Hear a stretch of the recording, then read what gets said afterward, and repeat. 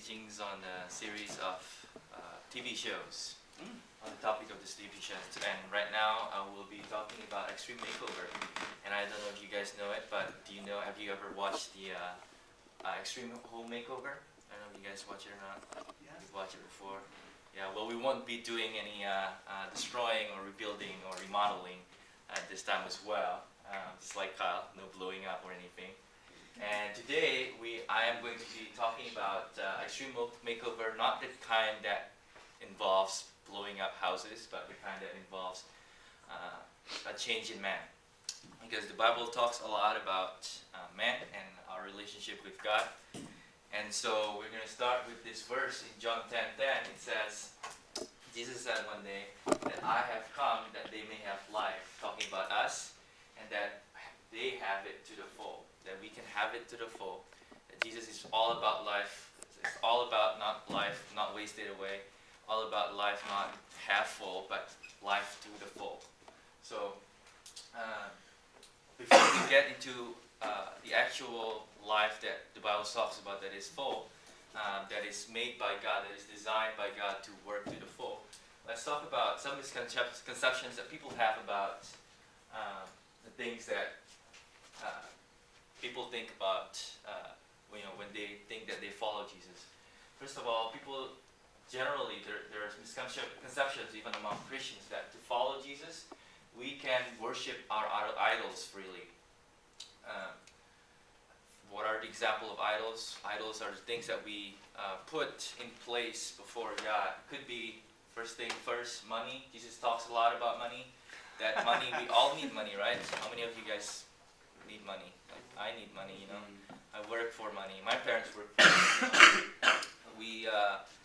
On the other hand, though, we do not live for money, but we make money, we go to work, we do all those kinds of things to live, pretty much. So money is not something that we should put priorities on. Like, just a very close example to mine, I love my father. He's a great guy, he loves his family, but sometimes he would put money above family, and that causes a lot of trouble in our house. So some of the idols that people have might be money, that people follow Jesus because they want money. Like, they just want that promises. Sometimes people would put scripture out of context to make it sound like Jesus will provide, Jesus will give you much money and make you rich and things like that. So money could be one. The other one is stuff. Just stuff could be Apple, could be PC, could be Android or iPhone. You just stuff, you know. Sometimes you just disregard other people or disregard God just because of your stuff. Our stuff sometimes consume our time. I know I spend a lot of time just playing on my computer, and I know I shouldn't have, but sometimes stuff can just get in the way. And sex is also a big thing. A lot of people think that when we follow Jesus, we can just get by and do whatever we want, even in the areas of sex, that because Jesus died for us, therefore we can do all things that we want. And a lot of guys struggle with this, but that is a misconception. And Jesus designed a specific way to have sex. How many of you guys know that sex is God's design? Right? So he designed a certain way to have sex for men and women, to share this intimacy in marriage. But we sometimes tend to want our own ways, and we get in the way of this, and that becomes our idol. Or health. Sometimes health. If we follow Jesus, we expect to live a long life, long happy life, no pain, no anything, and that's just a baloney. I mean, who in here has never had sickness? You know, who in here doesn't grow old?